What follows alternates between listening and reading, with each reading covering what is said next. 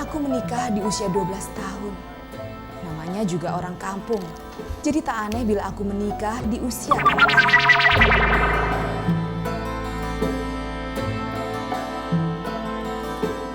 Usiaku telah menginjak 30 tahun. Selama itu pula aku hidup dalam kemiskinan. Demi sesuap nasi, aku telah bekerja saat aku berusia 10 tahun. Ya, di saat anak-anak lain tengah asik bermain dan bersekolah, aku sudah sibuk mencari uang. Dulu aku bekerja sebagai pembantu rumah tangga di kota Bandung. Meski masih belia, aku bertugas menjaga 2 anak majikanku. Awalnya aku merasa betah bekerja di sana karena mereka sangat sayang terhadapku. Tapi karena ada seorang pembantu lain yang iri padaku, aku pun memutuskan untuk pergi saja.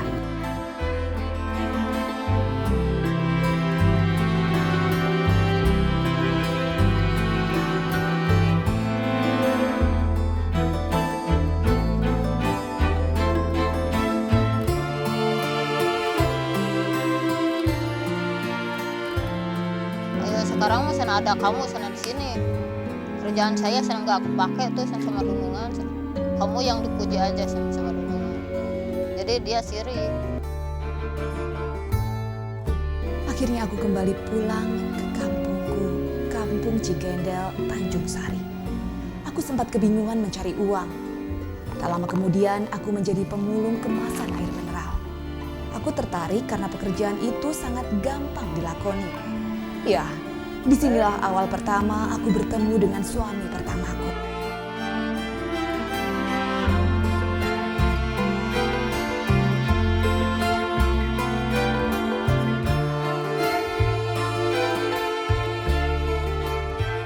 Cari rongsok. Aku lagi cari rongsok, ada cowok tuh yang nanyain. Masa sana cari rongsok sendiri, nggak punya suami? Enggak. Aku masih perawan. Biarin sana yang aku menikah sama kamu. Ya biarin kalau kamu nggak punya cewek. Enggak, udah dicerai. Aku menikah di usia 12 tahun. Namanya juga orang kampung. Jadi tak aneh bila aku menikah di usia kanak-kanak. Aku dan suamiku berbeda 20 tahun. Meski canggung dan masih polos, aku belajar bagaimana menjadi perempuan lainnya yang telah menikah, yaitu melayani suami dengan sebaik-baiknya. Betapa bahagianya aku karena ada orang yang menyayangi dan melindungiku. Tapi kebahagiaan itu tak berlangsung lama. Karena ternyata suamiku telah beristri dan aku adalah istri ketiganya. Hatiku sungguh hancur. Apalagi saat itu aku tengah hamil tua.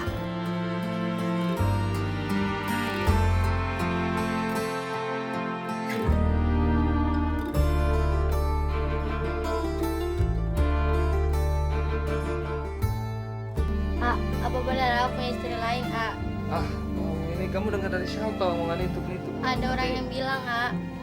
Omongan orang gak usah denger, Wati. Itu omongan orang. Sekarang kamu bisa sama Akang apa sama omongan orang?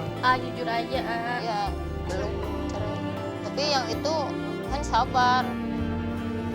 Ceweknya yang kedua itu nggak apa-apa dia menikah sama aku.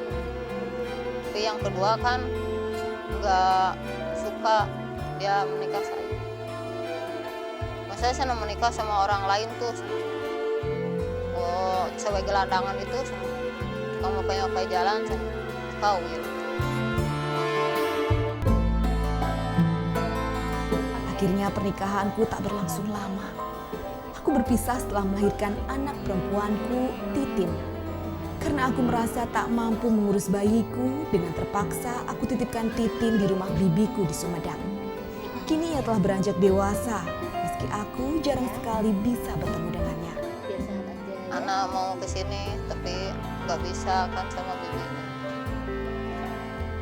Masa aku yang memaksa tuh dia. Tapi dia mau ke sini. Nggak boleh yang bibinya itu. Bilang, "Ya udah sana di sini aja, jangan ke mama kamu." Ya, ternyata tak mudah menjalani hidup seorang diri. Hidup terasa semakin berat. Apalagi sejak kecil aku tak pernah merasakan kasih sayang seorang ayah. Ayahku meninggal ketika aku masih balita. Kalaupun sekarang aku punya bapak tiri, tapi ia tak pernah menganggapku sebagai anaknya. Setelah aku bercerai dari suami pertamaku, 5 tahun kemudian aku menikah dengan Aca, calo terminal yang statusnya seorang duda. Namun lagi-lagi nasib buruk menghadangku. Aca jarang pulang, apalagi memberikanku nafkah. Bahkan yang paling menyakitkan, ternyata Aca telah mempunyai 2 orang istri. Mau ada nyarios sana lalagasan abdi masana hate aduh istri terus maut saudna. Bahkan suatu hari istri pertamanya datang dan melabrakku. Aku dimarahinya habis-habisan. Sampai-sampai ibuku sangat ketakutan.